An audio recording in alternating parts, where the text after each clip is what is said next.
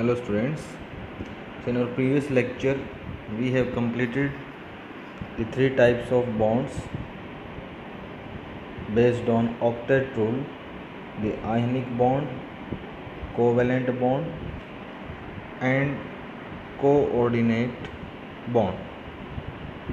तो कुछ कंपाउंड्स में आयनिक बॉन्ड होता है, कुछ में कोवलेंट और कुछ में कोऑर्डिनेट. बट समटाइम्स एक ही कंपाउंड के अंदर टू और मोर टाइप्स ऑफ बॉन्ड्स भी एक साथ एग्जिस्ट कर सकते हैं. तो अब हम यहाँ पर कुछ एग्जांपल्स के साथ कुछ मॉलिक्यूल्स को देखेंगे जिनके अंदर कोवलेंट और कोऑर्डिनेट बॉन्ड्स की एक साथ फॉर्मेशन है, और आयनिक बॉन्ड को भी हम इसी के साथ में एक्सप्लेन करेंगे. So let us start with the very first example. So here are in total 6 molecules: CO, CO2, O2, O3, H2O2 and SO3. तो किसी भी मॉलिक्यूल का स्ट्रक्चर प्रिपेयर करने के लिए सबसे पहले हम उसके एलिमेंट्स को लिखेंगे, जैसे कार्बन एंड ऑक्सीजन. फिर उसके वैलेंस इलेक्ट्रॉन्स हमें ऑलरेडी पता हो, तो कार्बन के वैलेंस इलेक्ट्रॉन्स हैं टोटल 4 और ऑक्सीजन के होते हैं 6.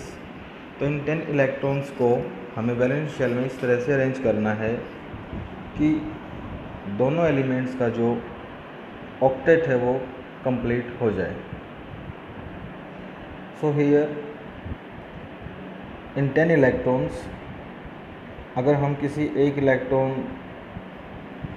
की शेयरिंग को दिखाएं, एक सिंगल बॉन्ड दिखाएं, तो हमारे पास रिमेनिंग है इलेक्ट्रॉन्स 10 में से 8. तो 8 इलेक्ट्रॉन्स को अगर हम 4 ईच करते हैं, 4 कार्बन 4 ऑक्सीजन, तो टोटल इलेक्ट्रॉन्स जो हैं ये 2 इलेक्ट्रॉन्स हैं कॉमन, तो हर एटम के इलेक्ट्रॉन्स का नंबर होगा 6. इट मीन्स अगर हमने इसमें ये अरेंज किया कार्बन सिंगल बॉन्ड कार्बन, और जो बाकी इलेक्ट्रॉन्स हैं कार्बन के हैं जैसे 4, तो उसमें से हमने 3 कर दिया, और ऑक्सीजन के 6 थे तो उसमें से हम 5 कर दें, और एक इलेक्ट्रॉन उन्होंने शेयर किया है. तो ऐसा करने से कार्बन के इलेक्ट्रॉन्स का कंप्लीट हुआ 5 और ऑक्सीजन के कंप्लीट हो गए यहाँ पर अब 7. तो ऑक्टेट कंप्लीट नहीं हुआ है. तो अब हम यहाँ डबल बॉन्ड करके देखेंगे कि कार्बन का ऑक्सीजन के साथ हम ऐसे डबल बॉन्ड कर देंगे, तो बीच में इलेक्ट्रॉन्स आ गए 4, और कार्बन ने अपने 2 इलेक्ट्रॉन्स को शेयर कर लिया, 2 को नहीं किया, और ऑक्सीजन ने अपने 6 में से 2 इलेक्ट्रॉन्स को शेयर कर लिया है. तो ऐसा करने से यहाँ पर अभी भी ऑक्सीजन का ऑक्टेट तो है कंप्लीट, 4 शेयर्ड इलेक्ट्रॉन्स और 4 अनशेयर्ड. बट कार्बन की बात करें तो 4 इलेक्ट्रॉन्स बीच में और 2 इसके पास, तो इसके अभी 6 हैं. तो कार्बन के पास यहाँ पर अभी 2 इलेक्ट्रॉन्स की और डेफिशिएंसी है. तो यहाँ पर इस केस में जो 2 इलेक्ट्रॉन्स हैं वो ऑक्सीजन के पास से आएंगे, दोनों इलेक्ट्रॉन्स, और फॉर्मेशन होगी एक ट्रिपल बॉन्ड और कोऑर्डिनेट बॉन्ड की. इट मीन्स अगर कार्बन अपने इलेक्ट्रॉन्स यहाँ इस तरह से 2 जो रखे हुए हैं उनको रखेगा, और 2 इलेक्ट्रॉन्स को इसने शेयर किया, और ऑक्सीजन ने अपने एक पेयर को अपने पास रखा और दूसरे पेयर से उसने किया कोऑर्डिनेट बॉन्ड. क्योंकि अगर ऑक्सीजन एक इलेक्ट्रॉन शेयर करेगा विदाउट कोऑर्डिनेट बॉन्ड तो फिर भी कार्बन के कंप्लीट नहीं हो पाएंगे. इट मीन्स अगर कार्बन ने अपने इलेक्ट्रॉन शेयर किए 3, ऑक्सीजन ने किए 3, तो एक बचा कार्बन के पास, और ऑक्सीजन के पास 6 में से इलेक्ट्रॉन्स बचेंगे 3 इलेक्ट्रॉन्स. तो इस केस में 6 इलेक्ट्रॉन्स बीच में हैं, और ऑक्सीजन के जो है वो 9 हो जाते हैं, और कार्बन के जो है 6 + 1 7. तो इसीलिए यहाँ पर ऑक्सीजन अपने दोनों इलेक्ट्रॉन्स कार्बन को डोनेट करेगा. तो यहाँ पर 6 इलेक्ट्रॉन्स बीच में आ जाएंगे, और 2 इलेक्ट्रॉन्स कार्बन के पास होंगे और 2 इलेक्ट्रॉन्स ऑक्सीजन के पास. सो इन दिस वे दोनों एलिमेंट्स का ऑक्टेट हो जाएगा कंप्लीट. सो इसमें हम इस तरह से जब दिखाएंगे स्ट्रक्चर को, तो ये है हमारा इलेक्ट्रॉन्स का शेयरिंग फॉर्म में किस तरह से शेयर किया कार्बन और ऑक्सीजन ने। और ये है हमारी पिक्चर जिसको हम बोलते हैं लेविस रिप्रेजेंटेशन या लेविस स्ट्रक्चर। तो हमारे इस टॉपिक में हम इस तरह से कंप्लीट करेंगे काफ़ी सारे Lewis structures of some typical molecules and ions. तो जैसा मैंने आपको बताया था कि कोऑर्डिनेट बॉन्ड को भी हम एक नॉर्मल कोवलेंट बॉन्ड की तरह दिखाते हैं, तो इसीलिए हमने यहाँ पर ये जो 3 बॉन्ड हैं तो उसमें से एक बॉन्ड जो है एक्चुअल में कोऑर्डिनेट कोवलेंट बॉन्ड है और इसके साथ जो है ऑक्टेट कंप्लीट हो जाता है। नेक्स्ट हम देखते हैं अब CO2 मॉलिक्यूल। तो CO2 मॉलिक्यूल में जो है सेंटर में हम कार्बन को रखेंगे, सिंगल एलिमेंट को बीच में रखा जाता है और लार्जर को साइड में। तो यहाँ पर हमें क्या दिखेगा कि जो कार्बन है उसके पास इलेक्ट्रॉन्स होते हैं 4, तो उसको 4 इलेक्ट्रॉन्स की ज़रूरत है। ऑक्सीजन के पास होते हैं 6, तो उसको 2 इलेक्ट्रॉन्स की और रिक्वायरमेंट है। तो अगर हर ऑक्सीजन अपने इलेक्ट्रॉन्स में से 2 इलेक्ट्रॉन्स शेयर कर लेता है तो यहाँ पर फॉर्मेशन हो जाएगी इस तरह से एक मॉलिक्यूल की और सभी एटम्स का ऑक्टेट कंप्लीट होगा, जिसको हम यहाँ पर देख सकते हैं कि CO2 के अंदर कार्बन ने 4 बॉन्ड की फॉर्मेशन करी है 4 इलेक्ट्रॉन शेयर करके, और ऑक्सीजन ने 2 इलेक्ट्रॉन्स को शेयर किया है। तो ऑक्सीजन कार्बन यहाँ तीनों ही एटम का ऑक्टेट हो चुका है कंप्लीट, बिकॉज जो डैश्ड इलेक्ट्रॉन्स हैं वो दोनों एटम्स के होते हैं और जो यानी कि बॉन्ड पेयर्स और जो लोन पेयर है वो उस एटम का ही होता है जिसके ऊपर उसको दिखाया गया है। O2 मॉलिक्यूल हम ऑलरेडी कर चुके हैं कि ऑक्सीजन के 2 एटम्स जो हैं डबल बॉन्ड के साथ जुड़ जाते हैं और ऑक्टेट कंप्लीट करते हैं। उसके बाद हम बात करते हैं अब O3 मॉलिक्यूल के लिए। तो O3 में फिर से कोवलेंट और कोऑर्डिनेट दोनों ही बॉन्ड की फॉर्मेशन होगी और यहाँ पर हम इसको एक चार्ज से रिप्रेजेंट करते हैं और इस चार्ज को बोला जाता है फॉर्मल चार्ज, जो कोऑर्डिनेट बॉन्ड के लिए फॉर्मली हम लगाते हैं। तो ये मॉलिक्यूल इस तरह से कैसे इसकी फॉर्मेशन हुई है O3 की, हम इसको देखेंगे अभी। ये है हमारा मॉलिक्यूल O3। तो ऑक्सीजन के 3 एटम्स हैं जिनको हम पहले स्ट्रेट लाइन में दिखाएंगे इस तरह से, और हर एटम के पास इलेक्ट्रॉन्स का नंबर है 6। तो इसीलिए अगर ये ऑक्सीजन अपने 6 में से 2 इलेक्ट्रॉन्स को शेयर करे इस ऑक्सीजन के साथ जिसके पास प्रेजेंट हैं इलेक्ट्रॉन 6, तो यहाँ पर फॉर्मेशन होगी डबल बॉन्ड की, जिसके साथ ये फर्स्ट ऑक्सीजन है इसका ऑक्टेट हो जाएगा कंप्लीट। लेकिन जो सेकंड ऑक्सीजन है हम इसको देखें तो ऑक्टेट इसका भी कंप्लीट हो चुका है, बट इस ऑक्सीजन के पास 6 इलेक्ट्रॉन्स हैं और इसको 2 की और रिक्वायरमेंट है। तो यहाँ पे ये जो 2 इलेक्ट्रॉन्स हैं सेंट्रल ऑक्सीजन के पास, इन दोनों इलेक्ट्रॉन्स को यहाँ पर कोऑर्डिनेट बॉन्ड की फॉर्म में डोनेट कर देगा, जिससे कोऑर्डिनेट बॉन्ड में 2 इलेक्ट्रॉन्स देगा सेकंड एटम और शेयर करेगा सेकंड और थर्ड दोनों। और इस मॉलिक्यूल को हम इस तरह से दिखाएंगे, और जहाँ कोऑर्डिनेट बॉन्ड की फॉर्मेशन होती है तो वहाँ पर हम जिस एटम ने लोन पेयर दिया है उसको दिखाते हैं एक प्लस चार्ज, और जिसने लिया है थर्ड ऑक्सीजन ने उसको दिखाते हैं हम माइनस चार्ज। तो ये मॉलिक्यूल की शेप के अकॉर्डिंग दिखाया गया है, जो एक्चुअल शेप है जो कि हम बाद में देखेंगे शेप्स के टॉपिक में। और इस चार्ज को हम बोलते हैं फॉर्मल चार्ज। इसका मतलब ये हुआ कि हमें जो है एक एटम में इस प्रकार से अरेंजमेंट करनी है कि सभी एटम्स का ऑक्टेट कंप्लीट हो जाए अकॉर्डिंग टू लेविस। तो यहाँ पर हम देख सकते हैं इस मॉलिक्यूल में हम डिफरेंट अरेंजमेंट्स करके देखें तो यही अरेंजमेंट है जिसमें ऑक्टेट कंप्लीट होता है। तो यहाँ ऑक्सीजन के 6 इलेक्ट्रॉन्स थे, जिसमें से एक उसने हाइड्रोजन से शेयर किया, एक ऑक्सीजन से और एक फिर हाइड्रोजन से। तो हर ऑक्सीजन के पास 4 इलेक्ट्रॉन्स हैं बॉन्ड की फॉर्म में और 4 इलेक्ट्रॉन्स हैं लोन पेयर की फॉर्म में, और ऑक्टेट कंप्लीट है। और हाइड्रोजन को डुप्लेट की ज़रूरत होती है, तो इसका यहाँ पर डुप्लेट कंप्लीट हो गया है। जैसे अगर हम H2O मॉलिक्यूल की बात करते हैं तो ये जो ऑक्सीजन का एक एटम होता है इसमें, उसके पास 6 इलेक्ट्रॉन्स हैं, उसको अपना ऑक्टेट पूरा करने के लिए 2 इलेक्ट्रॉन्स की रिक्वायरमेंट है, जिसमें वो एक एक करके हाइड्रोजन से शेयर करता है। तो ऑक्सीजन के जो है H2O में 8 इलेक्ट्रॉन्स कंप्लीट हैं और हाइड्रोजन का डुप्लेट। तो किसी भी मॉलिक्यूल को हम अगर देखेंगे तो ऑक्टेट रूल के अकॉर्डिंग उसमें हमें इस तरह से अरेंजमेंट मिलेगी कि हर एलिमेंट का ऑक्टेट हमें मिलेगा कंप्लीट। सो नेक्स्ट है हमारा ये मॉलिक्यूल जिसमें है SO3। तो यहाँ पर हम फिर से देखेंगे कि किस तरह से हमारे एटम्स के ऑक्टेट कंप्लीट हुए हैं। तो इस केस में सल्फ़र के पास जो हैं वैलेंस शेल में 6 इलेक्ट्रॉन्स होते हैं और वैलेंस इलेक्ट्रॉन्स निकालने के लिए आप जो है इलेक्ट्रॉनिक कॉन्फ़िगरेशन को याद रखें और सभी के इलेक्ट्रॉन्स 1 बाय 1 खुद से फाइंड आउट करेंगे बाय राइटिंग कॉन्फ़िगरेशन। तो सल्फ़र के पास वैलेंस शेल में है 6 इलेक्ट्रॉन्स 1 2 3 4 5 एंड 6।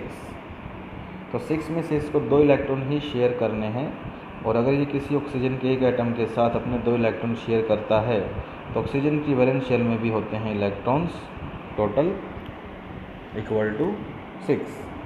तो SO मॉलिक्यूल में दोनों का ऑक्टेट हो गया है कंप्लीट।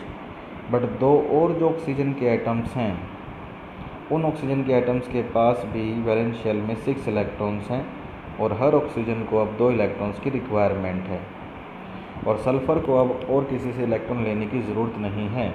तो जब किसी एटम के पास लोन पेयर है और उसका ऑक्टेट कंप्लीट हो चुका है तो उस केस में वो करता है कोऑर्डिनेट बॉन्ड की फॉर्मेशन और इस कोऑर्डिनेट बॉन्ड को हमने यहाँ पर एक नॉर्मल बॉन्ड की तरह दिखाया है, जिसकी वजह से ऑक्सीजन पर है एक माइनस माइनस फॉर्मल चार्ज और सल्फ़र पर है प्लस का एक फॉर्मल चार्ज 2।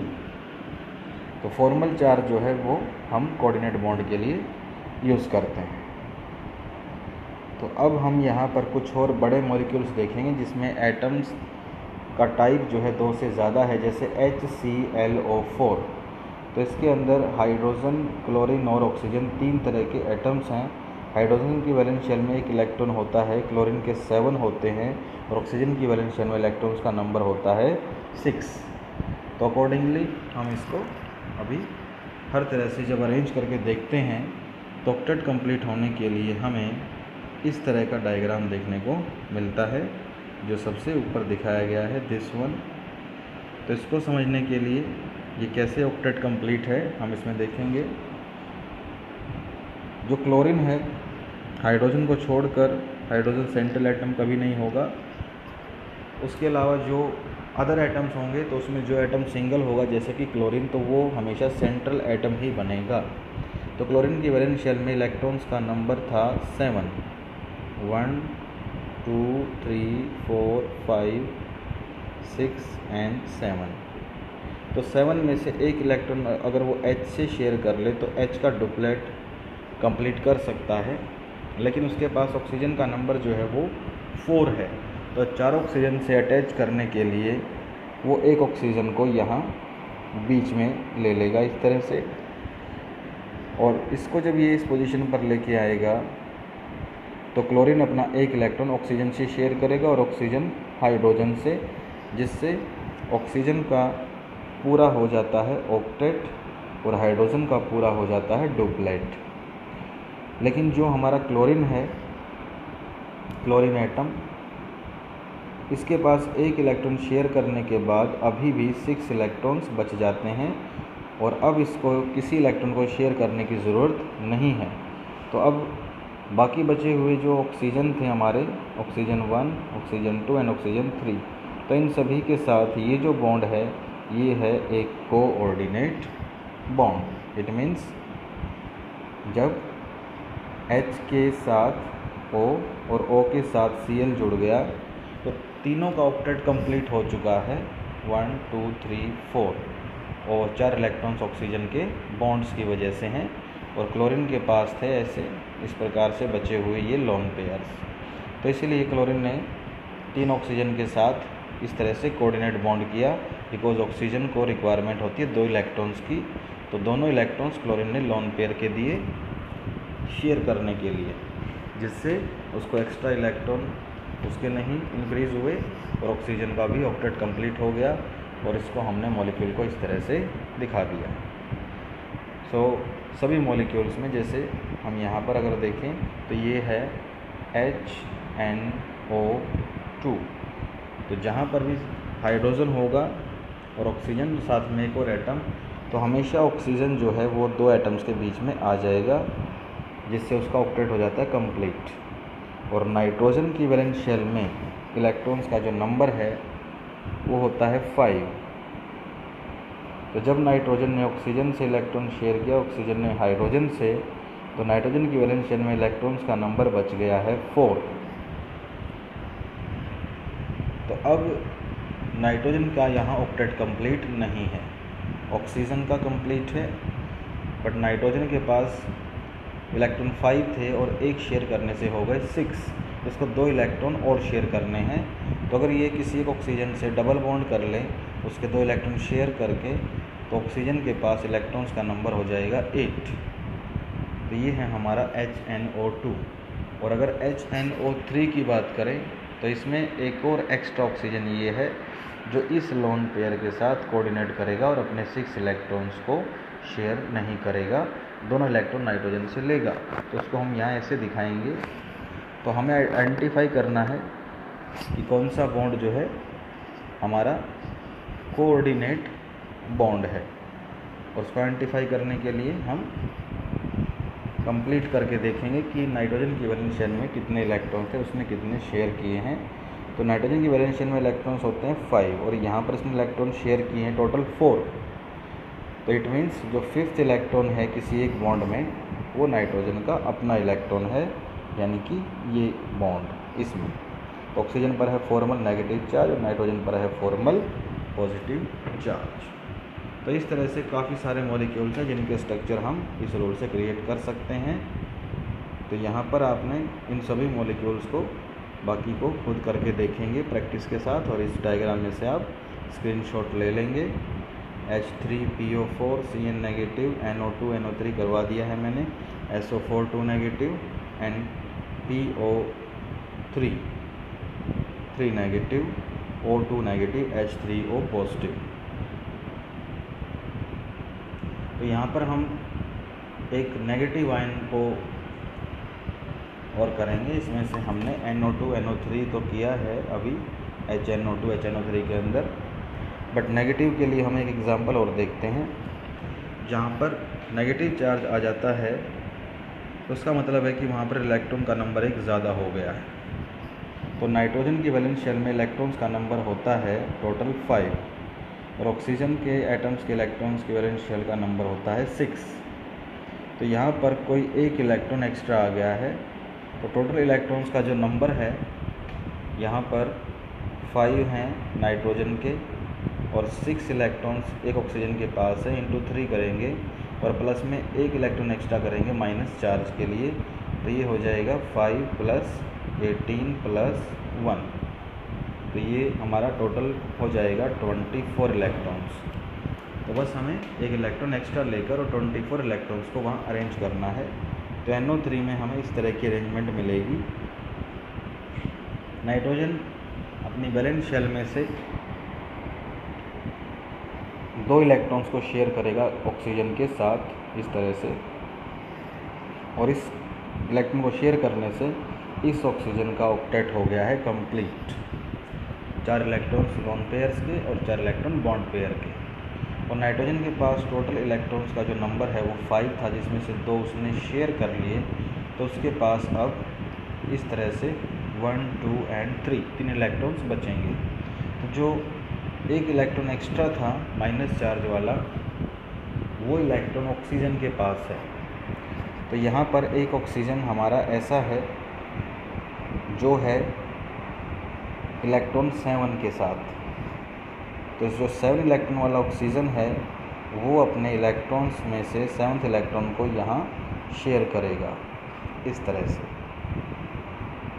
और जो इलेक्ट्रॉन ये 2 हैं बाकी, तो उनको वो दूसरे ऑक्सीजन के साथ कोऑर्डिनेट बॉन्ड करेगा जिस ऑक्सीजन के पास इलेक्ट्रॉन्स कंप्लीट हैं।